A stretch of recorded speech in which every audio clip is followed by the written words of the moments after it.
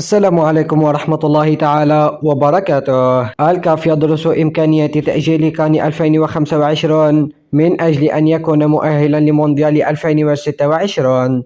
لكن قبل أن نبدأ في تفاصيل هذا الفيديو، لا تنسوا الاشتراك في القناة وتفعيل زر الجرس ليصلكم كل جديد.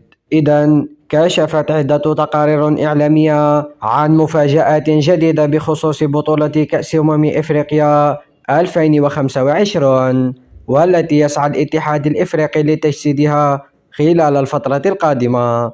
وأكدت ذات التقارير بأن الكاف يخطط لتأجيل بطولة كان 2025 إلى غاية 2026، بالإضافة إلى إمكانية أن يكون الكان مؤهلا لكأس العالم 2026 في نفس الوقت. وسيدرس الاتحاد الإفريقي لكرة القدم كاف هذه الاقتراحات في شهر جويليا المقبل، وسيكون شهر جويليا حاسم بنسبة كبيرة، وذلك لأنه سيشهد انتخابات نصف أعضاء الكاف وتجديد ودراسة هذه المقترحات، بالإضافة إلى الإعلان عن محتضن كأس إفريقيا 2025 بنسبة كبيرة إذا لم تتأجل. وفي الأخير، إذا أعجبكم الفيديو لا تنسوا الاشتراك في القناة وتفعيل زر الجرس ليصلكم كل جديد.